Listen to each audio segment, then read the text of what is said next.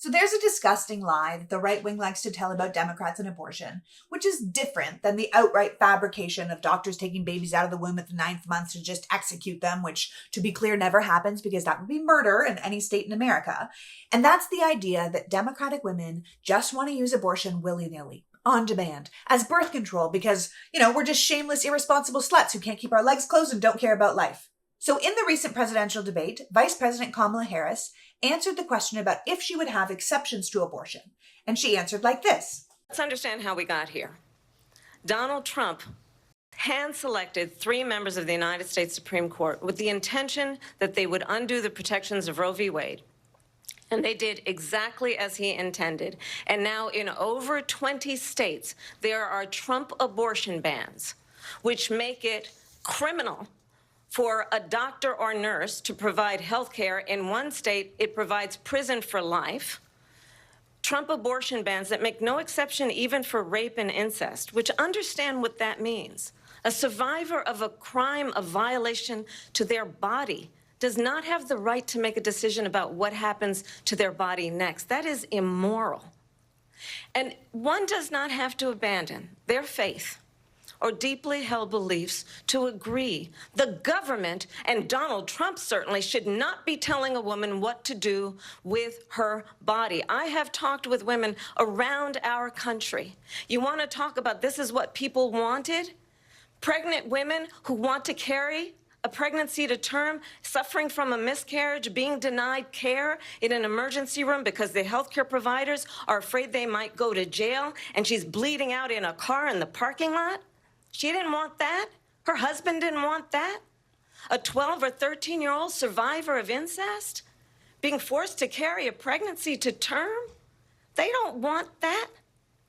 And I pledge to you, when Congress passes a bill to put back in place the protections of Roe v. Wade, as President of the United States, I will proudly sign it into law.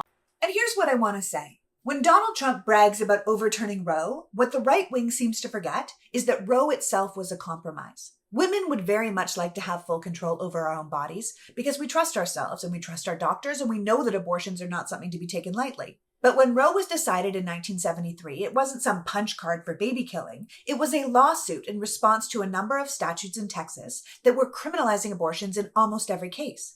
In a 7-2 ruling, the court decided that undue restrictive state regulations of abortion were unconstitutional, that they violated the constitutional right to privacy, which was implicit in the liberty guarantee of the 14th Amendment, which stated that no state shall deprive any person of life, liberty, or property without due process of the law.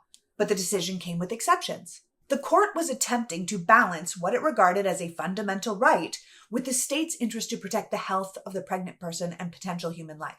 So in making their decision, the court formulated a timetable based on the notion of trimesters and fetal viability. Fetal viability meaning the ability for the potential life to exist independently from the mother's uterus. They decided that during the first trimester of pregnancy, a state could not intervene in a person's decision to have an abortion. During the second trimester, the state could regulate abortion procedures, but it couldn't prohibit abortions altogether. From the end of the second trimester, which the court identified as the starting point of viability, the state could regulate or prohibit abortions, but in no case could the state criminalize abortions that were necessary to protect the life or health of the pregnant person.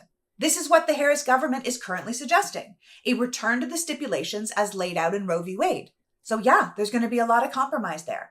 Now, personally, I would like to see no stipulations, not because I'm some baby killer, but because the right wing and Christian nationalists have shown themselves to be untrustworthy partners in negotiation and completely disinterested in women's health or our well-being.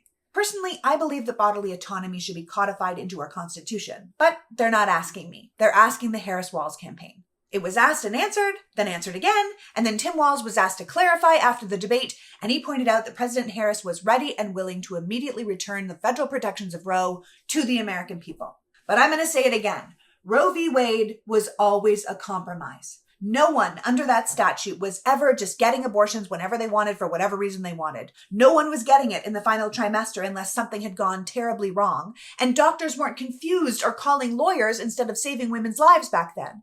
The truth of the matter is, what has happened in America thanks to Donald Trump and his hand-selected Supreme Court justices is a travesty that the majority of the country doesn't want. and one party brags about it, and the other party plans to do something about it. And as a woman and a person who believes in freedom, that makes it a pretty clear distinction for me.